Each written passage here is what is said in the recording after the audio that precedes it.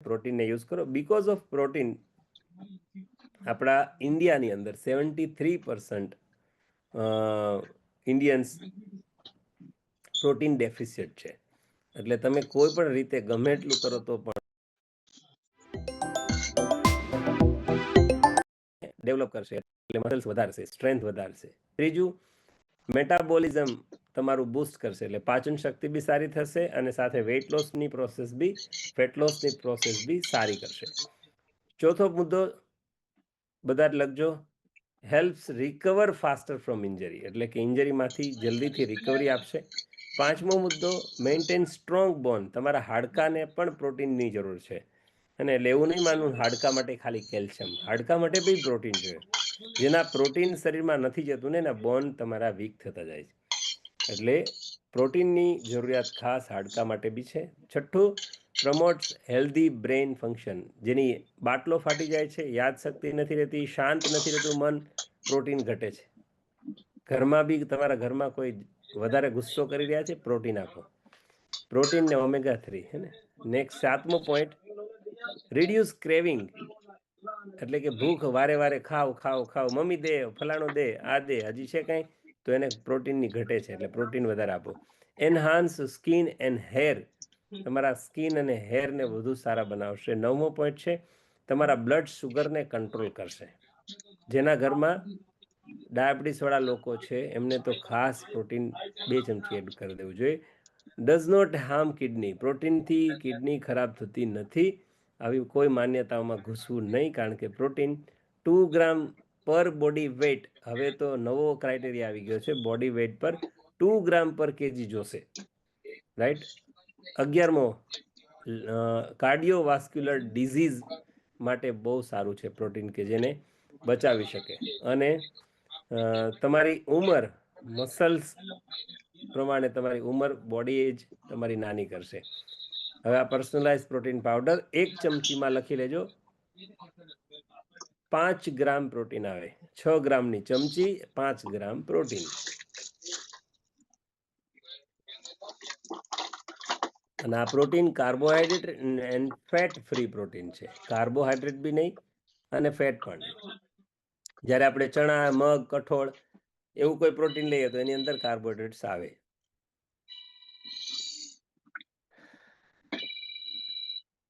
ડાયનોશેક, જે લોકોના ઘરમાં પ્રોટીનની ઉણપ હોય એ રોટલી બનાવતી વખતે પણ પ્રોટીન પાવડર એ રોટલીમાં પાવડરમાં એડ કરી શકે, જેથી રોટલી પણ સારી લાગે, એનો કોઈ સ્વાદ નહીં જાય અને સાથે તમે તમારા ઘરમાં બધાને પ્રોટીન આપી શકો. બાળકો કેટલાના ઘરમાં છે? બધાના ઘરમાં બાળકો છે. હવે કેટલા લોકો, થેન્ક યુ વેરી મચ. ચાલો હવે મ્યુટ કરી દેજો, આગળ વધીએ આપણે. ડાયનોશેક એકચ્યુઅલી તમે જો ઘરમાં કોઈ બોર્નવિટા યુઝ કર્યું હોય, હોર્લિક્સ યુઝ કર્યું હોય, કોમ્પ્લેન્સ યુઝ કર્યું હોય, તો એના કન્ટેન્ટ અને આના કન્ટેન્ટ જોજો, હે ને. બેયને કમ્પેર કરજો, કેટલું ડિફરન્સ તમને દેખાશે. અને વિટામિન, મિનરલ્સ તો અંદર છે જ 17 એસેન્શિયલ જે જરૂરી છે તે, પણ કોઈ આર્ટિફિશિયલ કલર્સ નથી, ફ્લેવર્સ માટે સ્વીટનેસ અલગથી નથી. તમારા બાળકોને બધી જ રીતે એન્ટીઓક્સિડન્ટ્સ પણ અંદરથી મળી જશે, હાઈ પ્રોટીન પણ સારું મળશે.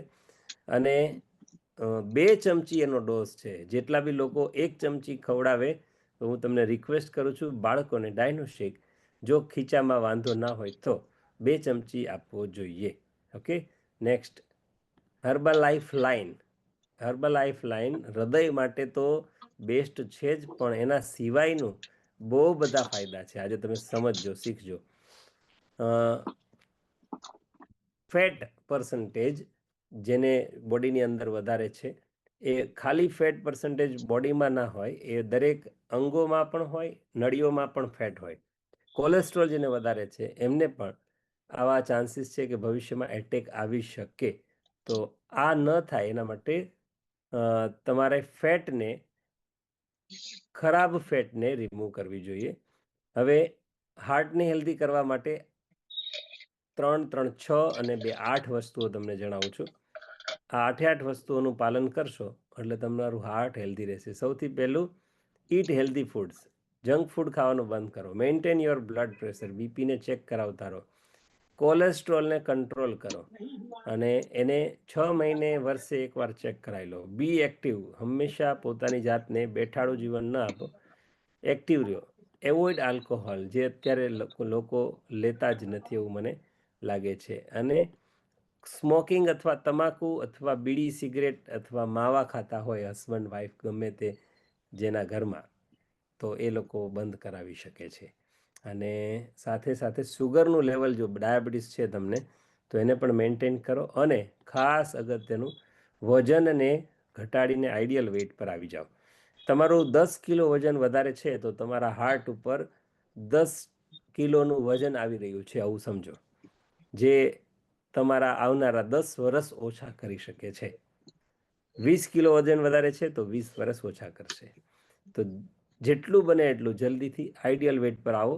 આઈડિયલ વેઇટ માટે મેરેથોન, બીટીજીમાં પાર્ટિસિપેશન કરો અને બેસ્ટ રિઝલ્ટ લાવીને પોતાની જાતને હેલ્થ આપો. ઓમેગા 3ના ઘણા બધા ફાયદાઓ છે. એક એક ફાયદા ઉપર વાત કરીએ તો, જેને આંખનો પ્રોબ્લેમ છે લખી લેજો. આંખનો કોઈ પણ ઇસ્યુ છે, ઓમેગા 3 ખાસ આપવી જોઈએ.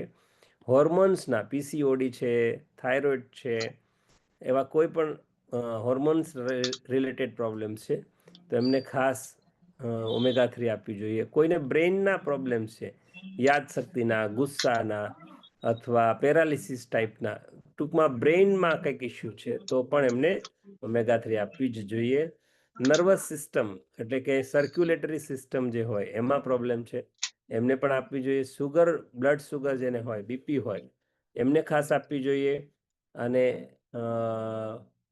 બ્લડ પ્રેશર જેને હોય એમને આપવી જોઈએ. હાર્ટની હેલ્થને વધારવા માટે, જેને એટેક આવી ગયો હોય એમને પણ આપવી જોઈએ. બ્રેસ્ટની હેલ્થને સારી કરવા માટે અથવા બ્રેસ્ટમાં ભવિષ્યમાં પણ કેન્સર ન આવે એના માટે ઓમેગા 3 ખાસ આપવી જોઈએ. કોલેસ્ટ્રોલનો સપોર્ટ કરે છે, એટલે કે કોલેસ્ટ્રોલને, એચડીએલને વધારે છે, સારું કોલેસ્ટ્રોલ, અને નોર્મલ જે એલડીએલ ખરાબ કોલેસ્ટ્રોલ છે એને ઓછું કરે છે.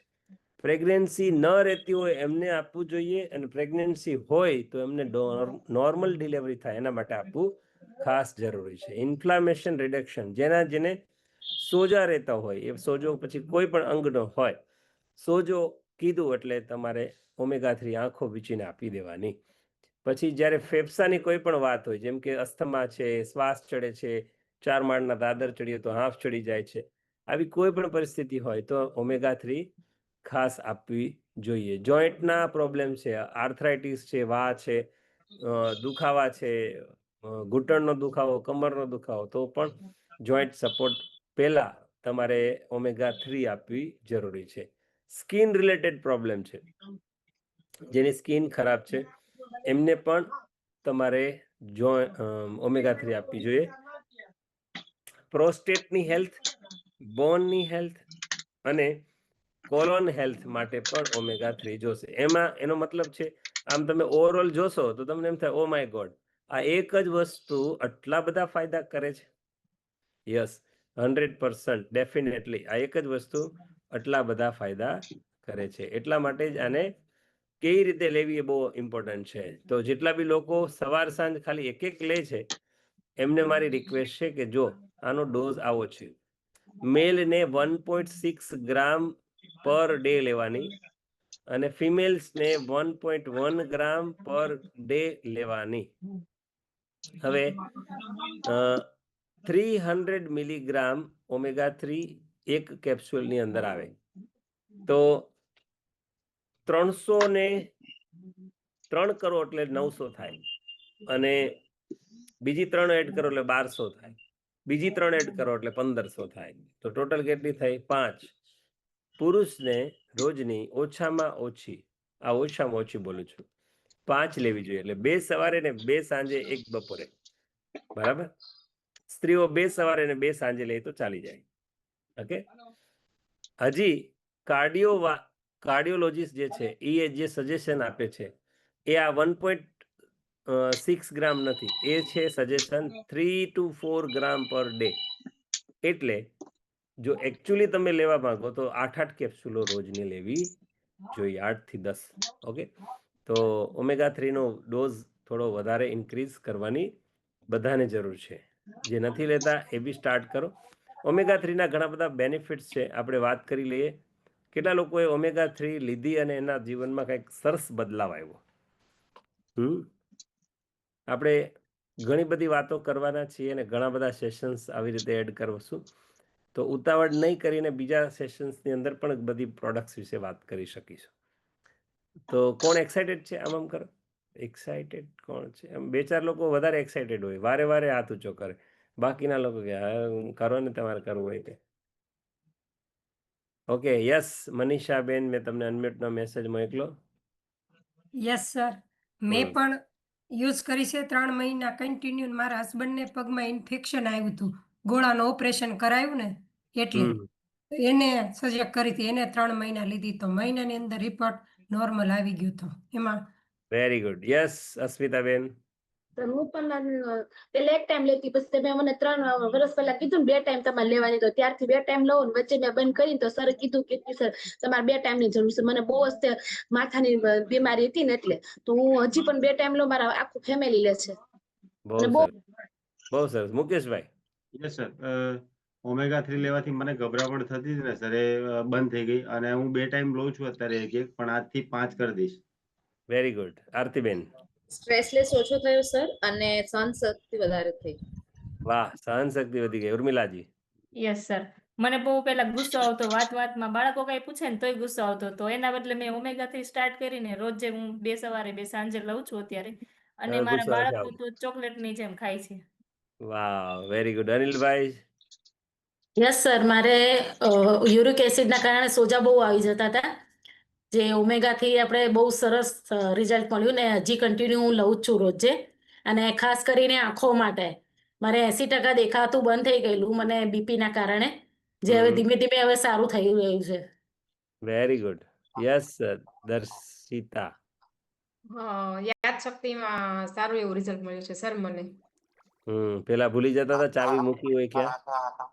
હા, એટલે બધું ભૂલાઈ જતું કે આ કઈ વસ્તુ મૂકી છે ને, પણ હવે એમાં બહુ બધું બેસ્ટ રિઝલ્ટ છે. અને પ્લસ કે કોઈ પણ વસ્તુ હોય ને એને વારંવાર યાદ કરવાની એક હતી, મતલબ ચિંતન સારી કે ખરાબ હોય તો એમાં પણ સારું રિઝલ્ટ મળ્યું છે.